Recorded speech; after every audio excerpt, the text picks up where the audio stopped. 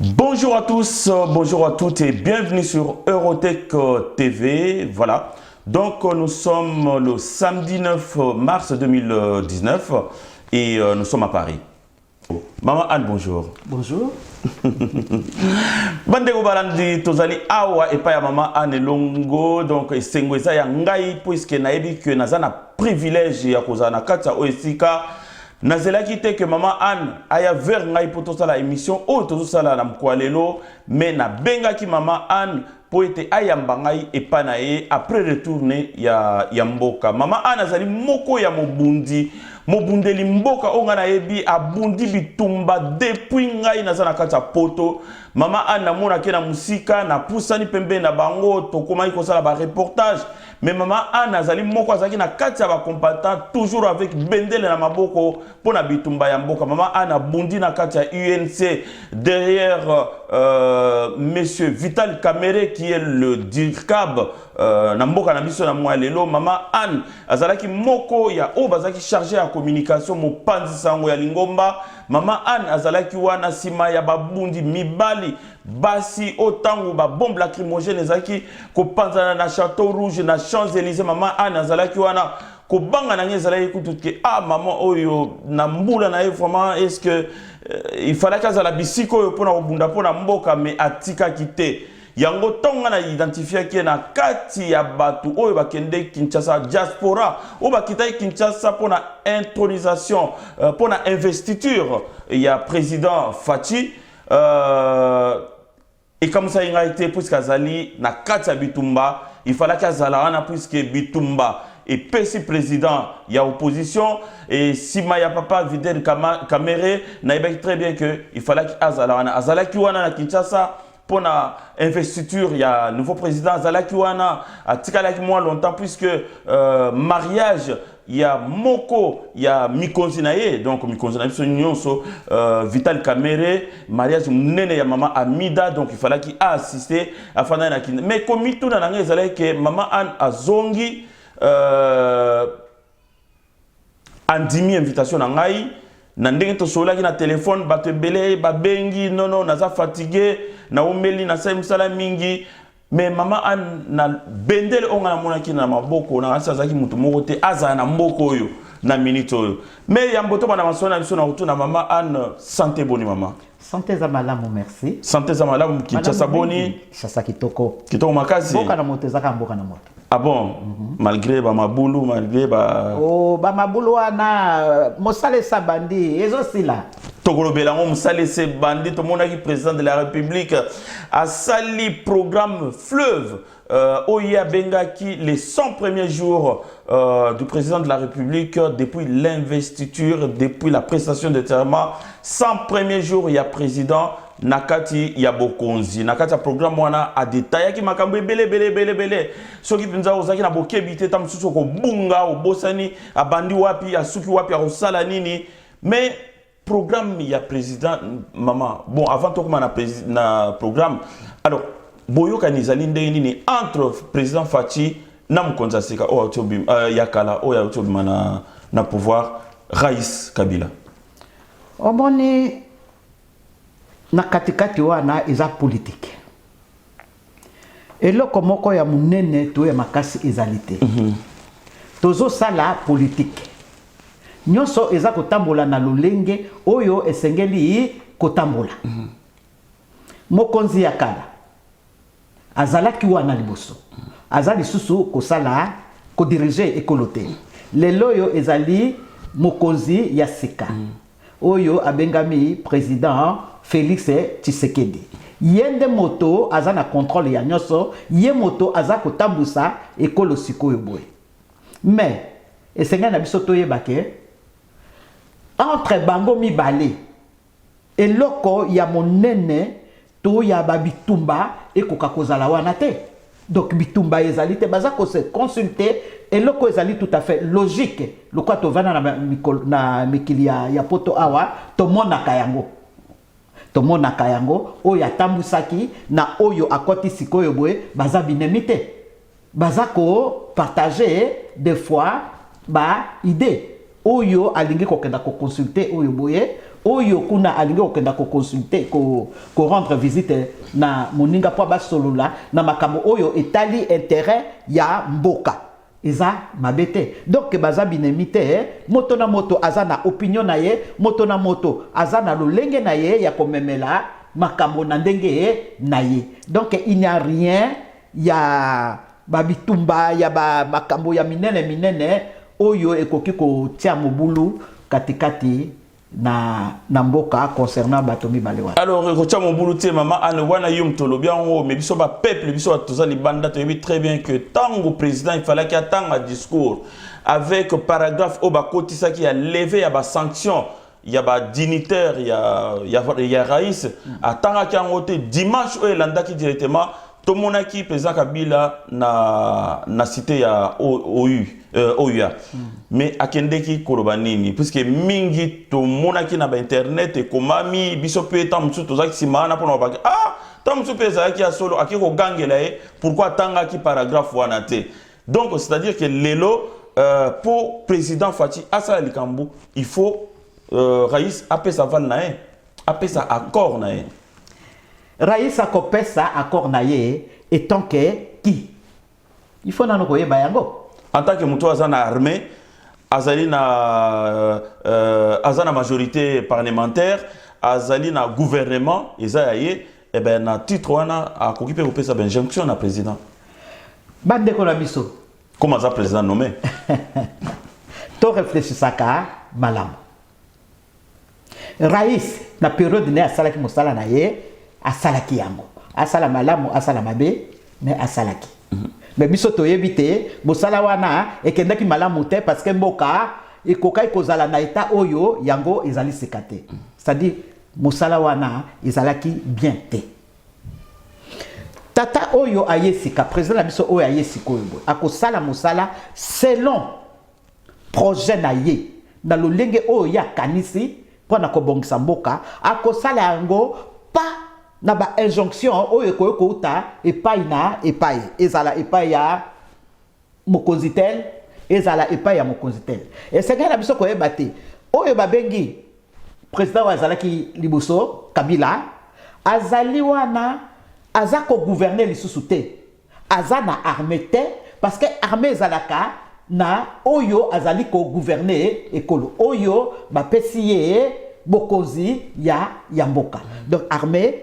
azana armée et encore moins azana eloko moko yate apesa na président Félix lokola ba directive yate président Félix ayamba yangote président Félix azazubate soki président yakala ayaki kokutana naye epekisamite ako kokutana naye po basolola tant que makambo etali mboka olobi eloko moko aboye que ye président oyo yakala ayaki pona kongangela mokonzi po atangaki eloko wana te o bango bakotsaki na katikati bazo sa ba mbongo na ba kangi na poto akongangela est-ce que ye motazana gouvernement sikoyo nandi moto aza kotambusa makambo sikoyo eza ye te bakoki kotiela mokonzi ya sikoyo azali na baide ya kitoko lokola président Félix Tshisekedi bakoki kotiela ye bamakambo oyo ezali ya malamu te oyo ezali na kati na plan na ye te parce que justement ayaki kodétruire oyo nyonso tu ya mabe oyo esalemaki mpe oyo elingi balingi bacontinue ya kodétruire mboka na biso akoki en aucun cas kokosone etamboli wana babizaleli wana donc akoki kotanga babiloko wana oyo ezanga ntina mpona kofaire bango plaisir te. Alors maman Anne tokomi sikoyo na discours ya ndeko mwana mboka Félix Tshisekedi na 100 premiers jours ya arrivé na pouvoir ba priorité penza ezali nini puisque po bana mboka bayeba esika nini to wuti pe esika nini to kende mais akaboli programme na ye o ya 5 ans namoni azuba priorité alobi priorité wana ezali les priorités oyo ako exécutant na 100 premiers jours alors priorité wana ezali nini yo mto tipeme na bakonzi omoni esengeli na biso koyeba mais point na bango ya liboso ya li balingi ba faire revenir situation va permettre que citoyens congolais à revenir hein, na bon moto na ye azala respecter et à se sentir moto et à koka ko apporter oeza na katinaye puisque le peuple congolais a comment vraiment yoza ko kata ngai toke maman toke yami balé bazwaki engagement na bango donc papa Félix Tshisekedi na papa Vital Kamerhe bazwaki engagement na bango ozomona ya ko protéger le citoyen congolais parce que biloko mibale eza okendemana mute liberté ezalaki te protection ezalaki te yango bazwaki engagement ana ko relever ba défi wana pour que to arriver na oyebengami progrès so biloko mibale wana evandi progrès ekozala na katikati ya mboka et na kati ya moto moko na esika ye azaleli pe misala ekotambola malamu donc na kanti wana sans transition to koti vraiment na programme il y a 100 premiers jours à président de la République est-ce que maman misala bandi na Kinshasa puisque président to mona ke likolo tracteur est-ce que zalaki cinéma ezaki comédie à tambusi tracteur abi misala démarrer yom to Kinshasa est-ce que qui vraiment confirmer ce que au mone sika songole to bandaka na Kinshasa puisque ezaki sika yo zalaki avant to ke na province est-ce que misala peut démarrer na Kinshasa po banzele za robuka na ndenga osana na kin est-ce que boulot bandi papa ozo kawana nde na sangote biso soki tolobi likambo wana toza ko exécuter yango na tango muke papa Félix asalaki discours naye sur 100 journaliers, son premier journalier. C'était un dimanche. Lundi, tomoni musala et bandi. Misala et bandi. Na ba côté ya Nyanzela ya Bazaïe. Ba pont. Oyo mususu ebebaki ekizali nécessaire que ba bomsa muno ki peza pona mboka ekoka kokenda liboso. Misala et bandi. Basi ba bandi kobongisa pour déjà au lendemain de son discours. Naksasa ba bandi ko déblayer ba biloko ya comment est-ce qu'on appelle ça? Nanzela. Ba biloko ba salité wana oyo sopanaka oyo mboka ekomaka vraiment méconnaissable qui chasse la belle et komaka qui chasse la poubelle. Donc et c'est kawana misala pe bandaki donc on a ba côté ya ba wanga takuna misala et sa bandaki et non seulement kaka ba endroit wana bipai na bipai bato basi ba bandi ko sala tina ba province bato basi ba bandi ko sala. Donc maman les a solo. Ezaya solo pe eza ko continuer. Mais ça les a ko continuer. Donc au bout de 3 mois attention. Misusu ekosila avant même les 100 jours wana. Ah bon. Ah oui. Mais susu ekosila dans les 100 jours wana. Ozomona ti na suka na délai ya 100 jours wana. Mais susu e bandi ba oya minene e bandi. Pe eko continuer pour te tokoma na kisasa la belle. Président Yakala azalaki wana gouvernement dirigé par Tibala ezalaki wana est-ce que misala on a pu démarrer ezalaki kaka président Félix qu'est-ce qui se passe na Congo papa est-ce que yo zolo ba peza na tango ya ba gouvernement ya liboso wana que ba konzi peza bazalaka son excellence na monsieur Tibala Nzenze yebisa ngai ou bien bandeko ba yebisa un peu biso ba éclairer un peu ba lanterne na biso et loko nini oyo Tibala pendant tant surtout oya salaki wana oyo ya tikeli biso oh ya esalite voilà tibala asalaki eloko boye tibala asalaki eloko boye oh ya monene o pesa ya ta honneur le kola zoke na bon honneur mais c'est que je peux dire que tibala pardon ngana répondre tikanga na silisa nano avant yokende voilà boni boye ko toke na tigeli tibala eloko ya yebaki ko sala penza ya kitoko penza c'est-à-dire kozwa mbongo ya l'état pendant ko construire ba immeuble na ye pendant ko sala ba makambo ya intérêt ya ye moko wana zali expert ya kolobate mais en dehors de ça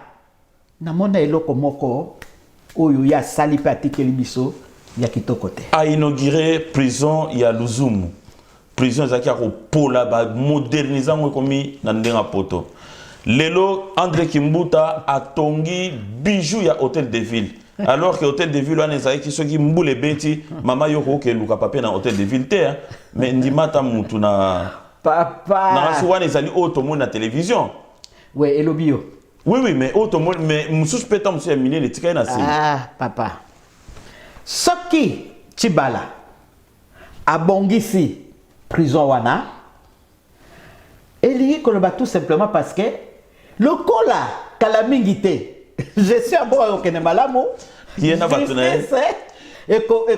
kozala vraiment appliqué état de droit et kozala mais akoyebisa soki biloko oyo ba bio ya zanango na niveau wana combien de temps asa bandaki musala et azaki ko toucher combien oye permettre que atonga pe azwa ba bien ya minene wana ti ko bomba ba mbongo ebele na ba étranger ako répondre na yango et so va répondre te ako répondre na yango puisque azo vivre na Congo soki asambi alobi te non bon na ngai na gagna loto problème ezalité après si preuve ya ticket na ye ya ticket na ye ou bien et pas nini ya kana ko toucher bon na ye ya loto wana ba ko ticket na ye biloko ne parce que eza ya ye.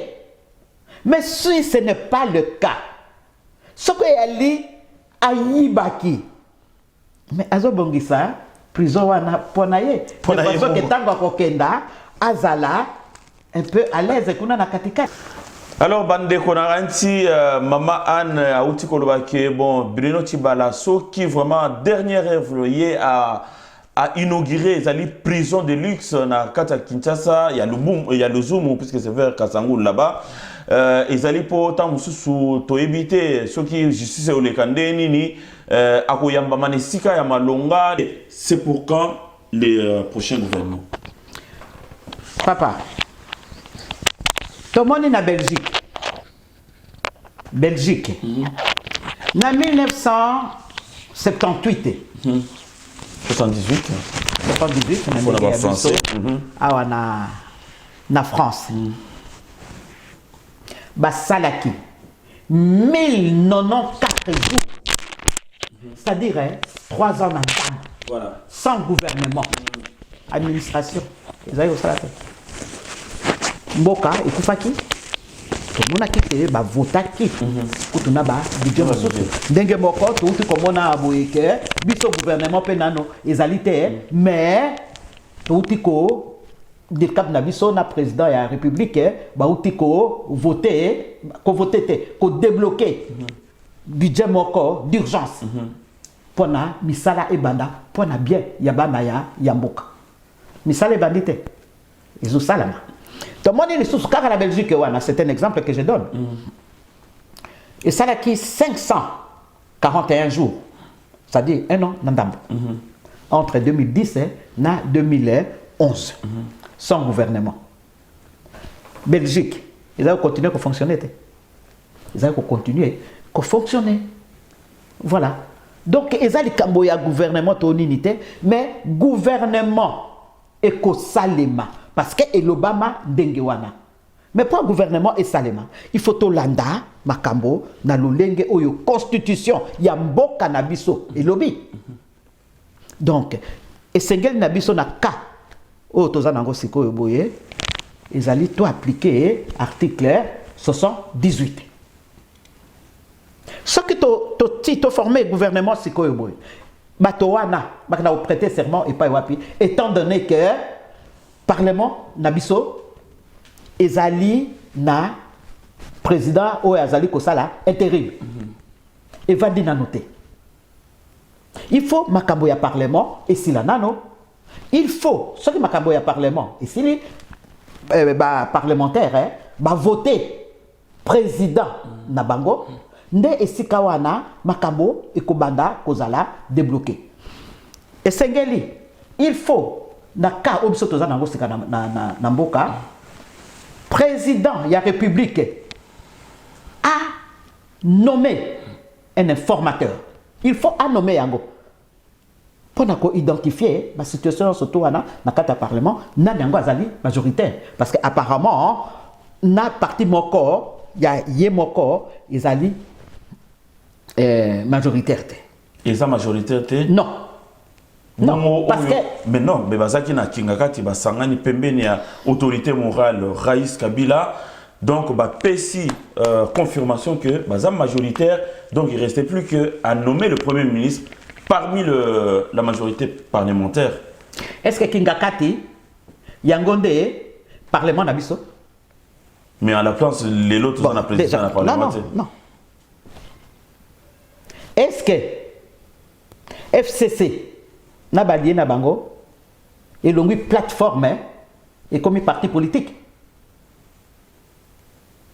Et là, ni oyo bango bazali na droit ya koloba ceci ya quoi biso tozawa na te baloba oyo bango balingi basala oyo bango balingi, c'est tout à fait normal que ba kitakuna na kingakati parce que na kingakati moto azali kuna azali autorité morale na bango toko ko empêcher bango te basala ba réunion na bango ba penser oyo bango balingi basala proposer na ndenge bango balingi mais ni koloba te que biso toko appliquer oyo bango balingi biso tozali wana président na biso aloba ki ye azali wana pour instaurer état de droit na katikati ya yamboka.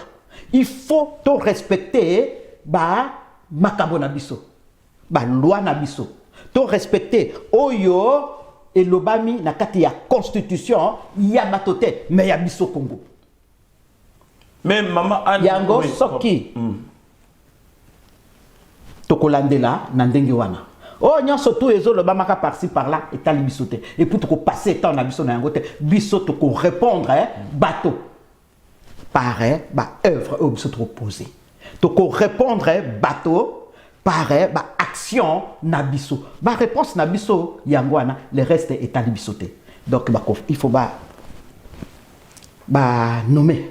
Et motako nommer, ce n'est pas le directeur, Yakingakati, mais c'est le président de la République, le seul, Oyo Kombonaye Lobby et Bengami, Félix Tshisekedi. Félix Tshisekedi a nommé informateur. Ok. Informateur, on a identifié après, à Rozong Silaye, rapport. Et après, on a Bakouyeba, par après, Yekaka président ya République Moto a nommé formateur et gouvernement est vendu mais ça là est continué donc on va dire que ça là est bandé mais ça là est continué mais ça là pour le moment et ça bandi na yango il faut tout ça la makambo proprement il faut tout ça la makambo na kimia il faut tout ça la makambo intelligemment toza bato ya kimia toza bato ya moto te toza bato ya mitema ya duku te to lingi mboka ekende malamu mboka pe ekendaka malamu soki kimia ezali soki makambo eza kotambola na lolenge ya respect ya ekolo lelo tokoloba que informateur azaki déjà nommé Kabunda il y a un rapport à PESI, Tomoni. On a ordonnance nango. Tomoni en internet. On a ordonnance nango. FCC. On a ordonnance nango. Il faut tous la ordonnance à président. Mais ce qui président tant qu'il y a mboka wana o ya zalaki. Na Namibie kuna Nairobi. Oui. C'est ça? Namibie. Tant qu'il y a kuna alobaki te soki nazongi nako nommé informateur. C'est fait. Attention, non. Ce qu'on a nommé na malouba. Un grand homme politique et le colaye. Ah, nommé, on a l'isolo, il y a même que voilà, on a nommé, on a né. Mais soyons sérieux quand même. Soyons sérieux.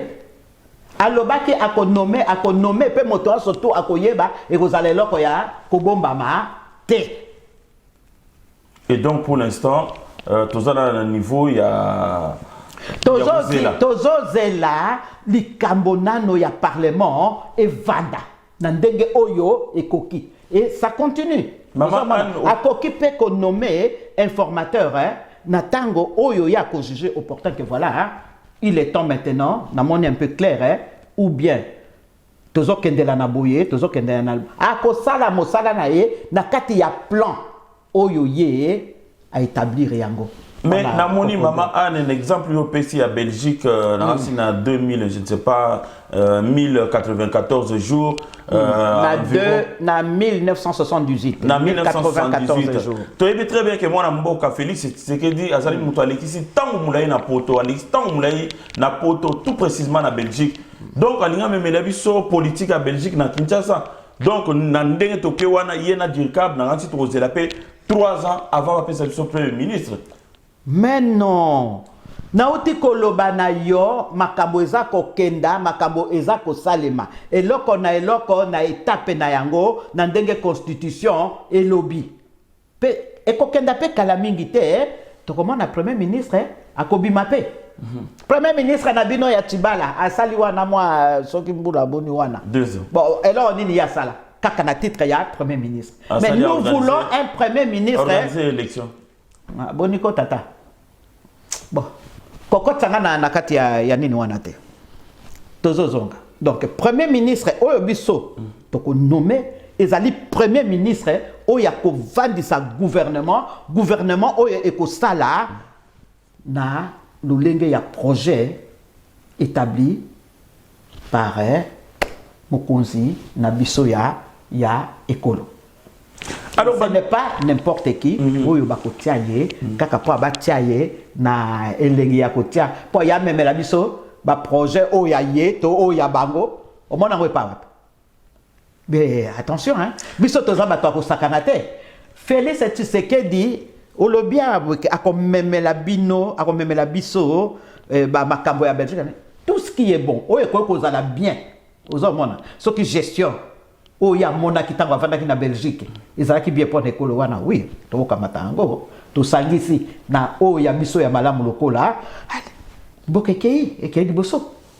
Mais maman Anne ndenga na oh ya mabe to kozwa yango te. Na ebelio maman Anne ozali combattante awa na France ngana kanisa ki na moment oyo il fallait qu'il vraiment au sala quelque chose puisque ndena landi nengozo détailler makambo ozali politicienne toute faite ozongi poto okora servir mboka te je ne sais pas ozongi oye ofanda okoti suna combat au continue yo sepelo continuer combat au servir mboka te na Kinshasa na ko continuer na combat na ngai pour na mboka na ngai. Mais cette fois-ci combat na ngai kozala yo kangai. Yo kangai. Mais à partir du moment ata nazo sala, naza toujours ko combattre. Na ko boya to ko pixalero binemite ke boya ko attaquer bisote. Donc mitumbe kozala tango wa surtout ya ko arrêter ba oyo ba ko sala obstacle na biso poate makambo na biso biso to lingeli et ke daliboso. Nazo mona. Kosala na kosala na sala te pour ami. Oza toujours na makasi kosala. Na oh. Nazana makasi ya kosala, nazali capable ya kosala et nazali capable ya ko surprendre bateau. Na kozo poste de responsabilité pe au. Mais pourquoi pas nazo poste de responsabilité? Et là on est né ici. Peut-être. Tant que ezali na kati ya domaine ya oyo ya makambo ndenge oyo ngai nalingeli ozomona c'est-à-dire nga nazali moto ya domaine social mais soki esepeli ici bandeko te bakonfie ngai eloko moko oyo ezali ya caractère social. Est-ce que yo au démarché na sens wana déjà na démarché na sens wana na sens nini déjà yo oyebi nga nini ngana ebeli ah ben ndenge oyebeli ngai ndenge pe bato ebele bayebeli ngai c'est tout soki bapesi ngai eloko akosala nakosala avec plaisir avec amour mais na cadre ya ndenge oyo ngai nazali nakoki kosala mais awa na diaspora mama Anna soki pe bapesi te mais na continuer tout le temps kosala yo osalaka ozalaka ta gouvernement mais pourtant osalaka makambo ya minene nayebi te soki ozoyeba yango lisusu na période oyo ya nini pré élection na ntango ya campagne yo tikaka mosala na yo ozomona otiki nini bapareil na yo otiki eloko wana bino babengaka nini studio na yo puis yo moko toujours comme journaliste bato basala ofele surtout biso bato ya INC il faut bakonzi na biso bayeba kokanisa yo quand même hein? Pardon otiki yango ntango nyonso tu wana olobi boya kosexprimaka bofuta eloko te mpo na ekolo na biso yanga contribution yango wana mpe osukisa te ti lelo oyo boye de temps en temps okontinuera kaka na lolenge wana mais voilà mboka eza na besoin ya bato lokola naza kovante yo te nazoloba nde makambo ya solo parce que okotisi ngai un peu na mwa côté wana voilà c'est ça osali donc oza mpe kocontinue kosala mais est-ce que vous avez un gouvernement? Alors, maman Anne, na reste comme que na chita émission na biso, na ebi très bien que na kata mboka ana mingi baza peut-être le roi yote, ba cause la peut-être le roi ngaité puisque biso bima peut-être l'écran ba mona biso, mais bana mayele pe baza ebele na ba tamusu na kisenso na kingasani asuka na mikondo na mikonga, mais bango ba koyeba na ndeni so bango ba leki na TV. Biso pe baza na possibilité à aller na la télévision te pour mon bango ba yoka expression na bango et puis pas ça on va poser des responsabilités mais batouana ba ko bimavement anonymat de papa eloko wana nazako ko pesa un peu message na bakoze na biso et kozala bien ba former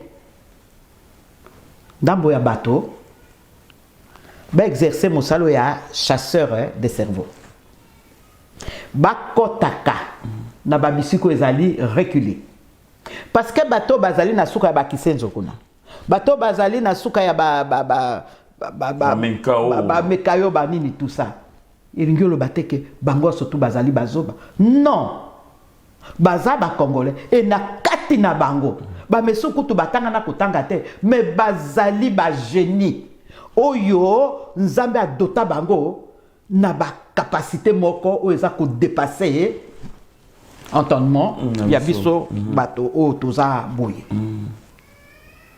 mais nani yango akoyeba bango soki gouvernement yango moko oyo na lobaki nazo zonga kaka ezali gestion ya cité oyo aza kokota na ba cité pour na ko repérer ba élément wana te bakobima ndenge nini.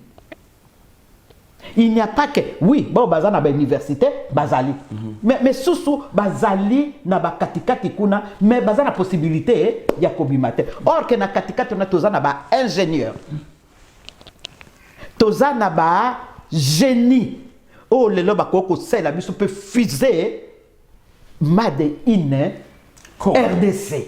Non, Congo te parce que ba Congo ezali mais RDC, République démocratique du Congo, dirigé par Félix Tshisekedi Tshilombo, président. Donc, avec son DIRCAP, honorable Vital Kamerhe. Congolais à sali RDC, Congolais RDC à sali fisé et Mathilde Colonna Batu Basongi pe. Oui, parce que Nzamba Pesibiso Kaka, bah bien, il y a bah or, bah nzete, bah nini. Il n'y a pas que Yango. A pesibiso tina niveau ya bo moto mayele moko oyo eleki nyoso tu bakoki ko créer la biso ba voiture made in RDC mais made in RDC aussi ba penza bien te made in République démocratique du Congo bakobima kaka na Congo wana Ce n'est pas parce que bato bavandi na ba lieu moko reculé que kuna on ne peut pas sortir quelqu'un de bien. Non, ba mosu pe bazali bana mike. Mais baza déjà na ba mayele moko ya kolobate o ya ba ko inventer. Ba biloko moko ya minene. Il faut ba chasseur de cerveau. De cerveau wana. Ouais. Naza kopé sa message parce que toza na posa ya ekolo etelema ekolo kotelema te kaka na bato oyo bazo monana oyo baza ko non ekotambola na moto surtout nde esika nini ba ko découvrir bato wana il faut pas kenda ka régulièrement na ba coin reculer na parce que bazali pote ba bimisa bango ba pesa bango ba moyen ya babimisa makambo oyo nzambe atana katikati na bango kotinda bango na bamboka oyo ezali vraiment très avancé da ba makambo maketa ko apprendre omoni ba fungola lisusu mayele na bango po eko dépasser oyo bato oyo bakoyamba bango pe bazongi na mboka na biso ba ekosala mais soki bote bako découvrir pe bango te. Bato musu bayali wana il faut pas qu'on se méfie kaka bao bazana ba diplôme boye bao baza bato pe ba baby si kaka bao baza ba diplôme boye bao bazana ba ni ba mende ba ni bango surtout wana baza bato ba désordre ozomona bango so ba chekitundu so bango surtout bato baza bato ba désordre mais bazana ba diplôme combien mais bo kamatale mususu bato mususu il faut boye ba ko détecter il faut gouvernement ayeba ko sosolate oyo boye tika totia ye na place na ye to benda ye akota na place oyo ekoki pour que mboka etambola bolobaki awa ke tika ngai nano oyaki kotala ngata oui na kotala mais tozana temps ouais Nathan na yo wana il fallait oyeba te lelo na ke otala mama Anna na ngina sora na ye na yo kanga ko balobite bazali koloba oh Félix Tshisekedi atangate azanini boye na boye tout etc. Nani asimbi ekolosika nani abeti si fait pan misala yango yo ebandi ezosala ebandi kosala makambo ebandi kosala état des droits et démarrer aux hommes tout ça kakaye mais bozolo batanga tente mais azana expérience ya makasi pourquoi abotami yo kangai asana compagnie yo kangai abotami na kati ya famille moko abimi na kati ya moto oyo azali ka bakata ya moto un grand homme comme Etienne Tshisekedi. Avandi na ye tata wana tango ya Félix Abotami azalaki déjà politicien. Avandi azoma et pas n'importe quel politicien. Politicien il y a haut niveau, il y a ba action azomona nyonso. Azakotala. Azakoyeko, azakotala. Tango mbula na ye epusami ye mokope akoti na nzela wana ya politique wana parce que asali na kati ya IDPS lokola acquérir expérience non kaka na pendant oyo ye azako exercer na IDPS mais déjà le fait il y a comment papa na ye azako gérer les affaires comment na ndenge nini bato ba réagisaka bo baza bien bo baza mabe bo baza okenda bo baza okota tout ça azo vivre yango donc c'est tout à fait normal tango ya kokoma na kati ya makambo wana akosala na ndenge oyo ya mona na ndenge oyo ya moneli pe ya bandi kosalela yango. Donc azana avantage ya mingi kuluba ba oyo mosusu balobi ba expérience to mona abo oyo ministre boye bakamata kiye asalaki awa boye akomi simana ministre ne loko boye akomi kuna na ministre ne loko boye mboka olie et mona na bien na ba expérience ya ya modèle na bango mboka ezindi lisusu nde ya kolobate. Alors qu'on arrête un peu ba bêtise wana koloba na biso ke ya célébrité. Alors maman o tikala ina kin motan mulai o lundi tant papa Félix Tshisekedi a prêté serment aux Akiwana, l'investiture, ou assisté dans le mariage, il y a Maman Amida, directeur Vitel Kamere, mais ou assisté dans l'ère d'autres. Mais Maman Inarasi, avant aux ala na UNC, avant aux ala Mobundele Mboka, aux ala Mwana Mboka. Donc on a mis sur nous, dire qu'il y a 150 000 branchés peut-être, tout le monde est mission et salamité, il y a contestation. Et là, au mon côté, il y a pouvoir, bala moko, kobala mabala moko spectaculaire, fait 4 jours na babisika. Est-ce que est choquant qui était? Mais dans un cas moi bino hein. Dans un cas moi bino na bato baza kolobaka na ba réseaux sociaux pour na libala il y a un couple où ezali likambo moko personnel mais ezolo bama personnel mais na bon pays. Vital Kamerhe akenda ko iba mbongo epai wapi? Est-ce que azalaki na kati ya gouvernement na tango ya Bali? Non, mais Azana. Mbongo wana euti Azana bureau président. Oh, boneko bureau président et bandika. Libala na bango ezalaka il fallait banda kala, il fallait ba sala yango bien avant. Aux hommes. Et Salemaki nous quitté parce que pour des raisons personnelles, il y a famille. Mais à la fin, tant d'opportunités mon ami, ba sali libala na bango. Vital Kamerhe ayibi mbongo motote. D'autres combien? 2000 ya pam. 2000 euros. 2000 dollars. Euros, dollars. Voilà mbongo ya dot. Où ya honoré maman. Il y a un débat 5 qui bien kakola ou je sais pas où appeler ça plus. À Bali 2000 ba kakoli et l'autre à Bali na 2000. Ba vache 32. Pour la nini à Bali on a dengue il y a ba coutume. Même nombre de vaches. Inquiétant qui noté qui. Multiplié par nombre. Il y a le prix à chaque vache multiplié par 32. Oh. Ça fait quand même une fortune. Bonne papa. Papa Vital Kamerhe aza na ba élevage na ye. Oyo ba nyama baza ko botama entre bango na bango. Abandi élevage wana lelo. Abandi ngo lelo te. Abali selon dengue coutume na bango et lobami. Alandeli yango. Yango a honoré madame naye. A honoré madame naye na lolenge boko ya kitoko. Na bité soki yo balaka mama na modèle nini to na couple to na nini. Na pesa 32 vaches. Parce que coutume na bino lobité que bo pesa ba vache boye to nini. Non. Non. Abali na ndenge coutume naza ko insister na yango. Selon coutume na bango, à respecter yango, à honorer maman, nandenge oyo ekoki, pe a sepela ki mingi so surtout to sepela ki. Omoni, c'est un homme heureux, c'est un couple heureux. Faites 3 jours na hôtel Astrid. Oh, quel hôtel Astrid boni boyeko. Ba kei ko bala mama na kati ya lopango ya famille ya mama. Na limité.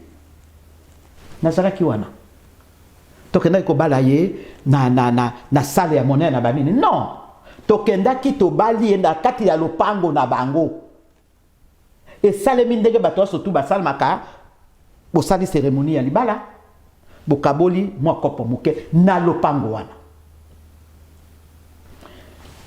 samedi toye kokenda na salle et pas après mariage ndenge mariage et salle maka soki bo sali mariage tokenda na basala wa et loko esale makikuna yango wana toyo kokende na salle na Pullman tokei to fête hôtel intercontinental voilà c'est ça to sepeli pe wana et seli to kabwani lokola pe ba fête nyonso tout ezalaka lokola tanga na balaka ezalaki bongo yo pe tango balaki ezalaki bongo na bandeko moso ba balaka ezalaka ndenge wana. Dimanche, toye, parce que bato bazali tellement mingi. Il faut qu'on y batte, monsieur Vital Kamerhe, azana parti naye, parti politique naye. Toza combien? Toza ebele. Toza vraiment ebele ya ebele. Il faut se payer sa bateau surtout. Mais à cause se payer sa bateau surtout ango, azana bato na ye ya misala ya bato na ye personnel lokola toza tellement ebele d'où tokendaki na place moko ya espace ya monene wana wapi wana na sele na sele ezali libanda yaki na kati ya ndako to na nini te sale te sadi bato bazofuta to nini eloko te na polele tokei kuna oyo epermetaki parce que c'est un homme de cœur akoki kolinga te ke asepela kaka ye moko avec une partie d'individus ya bato bayebani na banini non aza moto ya moto surtout non kombaka balabala oza na valeur na miso ya président merci beaucoup maman papa Vital Kamerhe de toye bato surtout esika moko toye ko fete wana pe esuki kaka ndenge wana oyo nyonso ezoloba maka wana baloba ndenge bango balingi mais c'est un couple heureux ngai na bina na modèle moko ya koloba te tellement esengo ezalaki kotala libala ya elengi ndenge wana. Alors bandeko banandi na kanti to komi na suka ya émission na biso na moi lelo bozali ebele o botiaki vraiment attention na autre maman Anne otoloba tout ancien que maman Anne azali moko ya bras droit ya président Vital Kamerhe qui est devenu directeur du cabinet du président de la République. Donc à Outi Kinshasa vraiment na yakina lombango pona yeba vraiment oya sika oyo ya crédible nini ayelibino. Donc tolexi vraiment tangu na actualité politique de l'heure de manière à ce que to bemelabino oyo outi na source. Maman Anne, to komi na suka émission na biso, merci beaucoup pour la opportunité au Pessingaï, au Pessi na balandia Erotech TV pour balanda yo donc on a mozindo baïba 100 jours il y a président Tshisekedi est-ce que ça en place ou pas est-ce que voilà programme en haut suka kana 3 points auto développé ou bien programme et se tendre tout au long il y a quinquennat et vraiment un plaisir pour moi d'avoir été l'un des premiers à être accueilli dans votre maison, donc nous sommes chez vous. Et voilà, un mot de la fin, hein, donc vraiment brièvement, de manière à ce que peut-être mon beauté, moi likambu, moi message, pour te clôturer l'émission Nabsalelo. Merci beaucoup, maman. Bandeko na biso, bo bazana ba idée ya malamu, bakena na mboka, totonga, isika moko.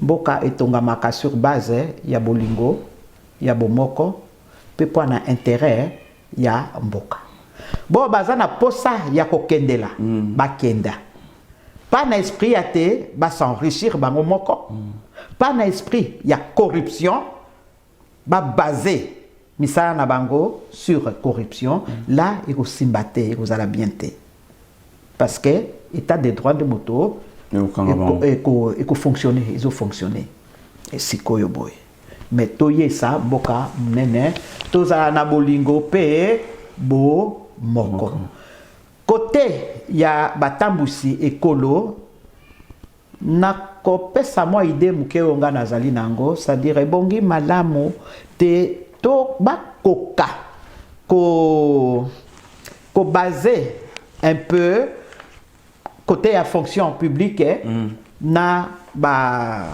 institution ya ba entreprise na biso ya mboka na biso na ba données informatique pour na ekosunga mingi ke makambo ya ba miyibi wana ba fraude wana ekoka kozala te po tozo mona ndenge ezokendaka wana batebele bakufa na bango mais bazo continuer obimisa babongo na bango parce que situation ya mboka ba données ezali informatisé te voilà ba mosusu basi ba kende na bango ba kende na bango mais bambongo eza ko continuer kobima ba o mosusu bazali wana bambongo na bango ebimaka te mais eloko moko ezo banate tout eza ekoma chamboulé makambo ya surtout epanzana donc ba koka kotala côté wana ba bongisa yango pour ekoka kozala bien contrôlé par l'état et ko aider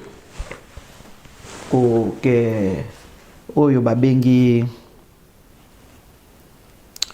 fraude ekoka kozala te makambo ekotambola bien et que miyibi ekoka pe ko kosila na ba côté wana. Voilà, c'est ce que j'avais à dire. Et je souhaite bien de bonnes choses à chacun. Yabana ya Congo.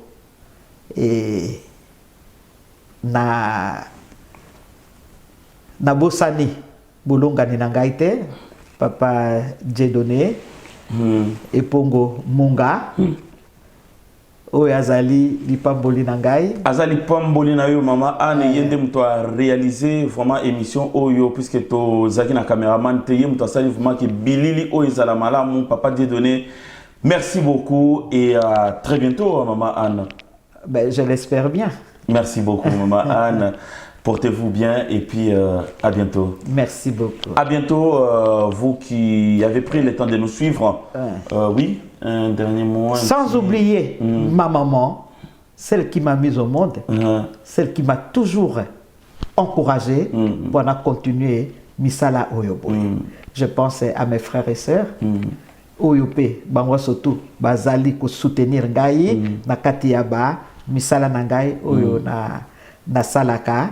Et sans oublier, surtout il y a INC, il y a Cash, et Naliga Kinabosana, Likambo Yoboy. En tout cas, na félicité, surtout Oyo, Bakoti na cabinet. Na cabinet. Et na l'issue, Mosala qui toque au paysan.